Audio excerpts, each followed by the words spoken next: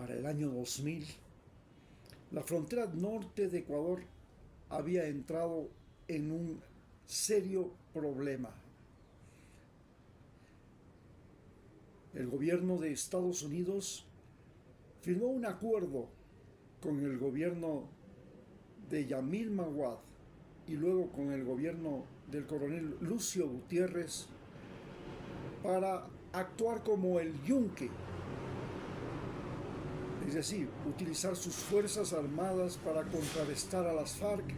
mientras el ejército colombiano de Uribe y luego el de Santos, que estaban en el poder en ese entonces, actuarían como el martillo. Se suponía que con la ayuda norteamericana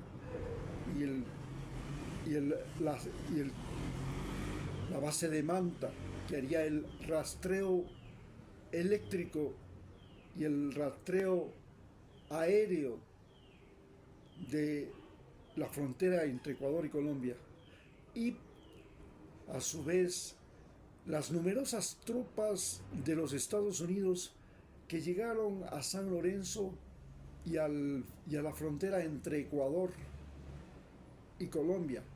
no solamente para vigilarlas, sino para utilizar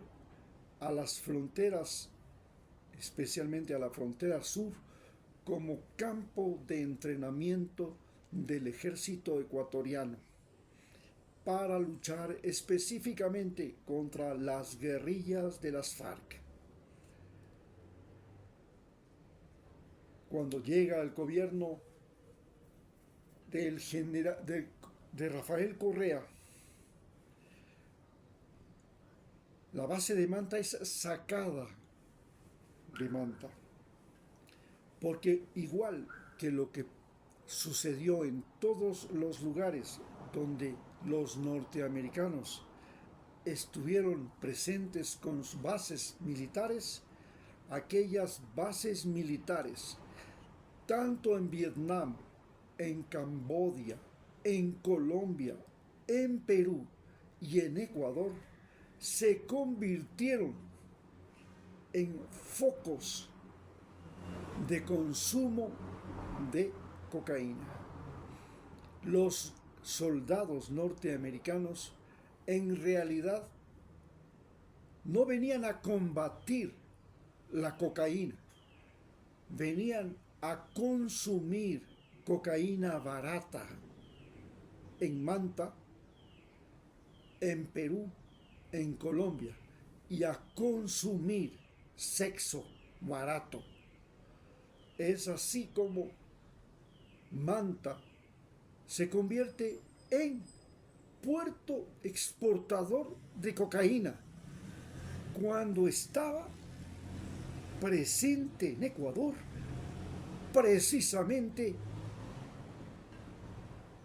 las fuerzas de los marines norteamericanos.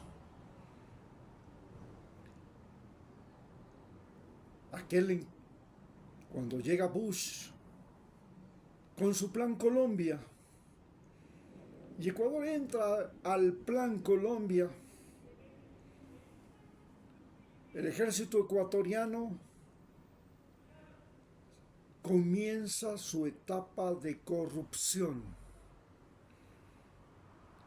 Las FARC,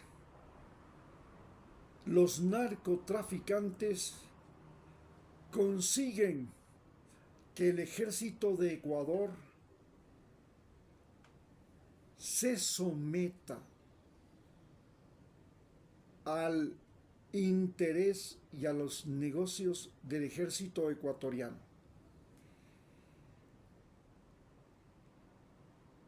Les resultaba mucho más beneficioso a los soldados militares y oficiales ecuatorianos ganarse unos cuantos miles de dólares custodiando la frontera y dejando pasar contrabando y cocaína, que lo que les pagaba el gobierno nacional. Esto se convirtió en parte de la cultura militar ecuatoriana. Los militares ecuatorianos aspiraban a ser guardias fronterizos, porque cuando eran guardias fronterizos redondeaban sus ingresos dejando pasar desde los tiempos del siglo XX el arroz y el azúcar o el contrabando de Colombia a Ecuador y de Ecuador a Colombia. Eran contrabandistas. El ejército ecuatoriano fue a lo largo de su historia el principal contrabandista de Ecuador, y la Marina ecuatoriana fue la principal contrabandista y la principal constructora de piscinas camaroneras en el borde costero. Los marinos fueron los mayores camaroneros del Ecuador, y en sus camaroneras lavaban el dinero del narcotráfico colombiano. Es así como Ecuador entra al siglo XXI, y cuando Rafael Correa expulsa a la base de Manta al embajador de Estados Unidos, a la USAID, algo que era para los Estados Unidos una afrenta de dimensiones colosales, luego de que el ejército colombiano invade Ecuador para capturar al segundo al mando de las FARC en la provincia de Sucumbíos. Y esta invasión del ejército de Colombia a Ecuador en los tiempos de Uribe, que nos lleva casi a una guerra entre los dos países, lleva más tarde a que, con la caída del gobierno de Rafael Correa y su reemplazo por el traidor Lenín Moreno, Ecuador volviera a ser parte del denominado Plan Colombia o guerra al narcotráfico, y en el gobierno del presidente Lenín Moreno, Ecuador declara nuevamente la guerra al narcotráfico y persigue a sol y sombra a uno de los comandantes de la guerrilla resiliente de las FARC, el batallón Oliver Simesterra, que era ecuatoriano, el famoso Guacho, que había secuestrado a periodistas del diario El Comercio y los había asesinado, porque el gobierno de Ecuador no cumplió con el acuerdo de devolver al hermano de Guacho.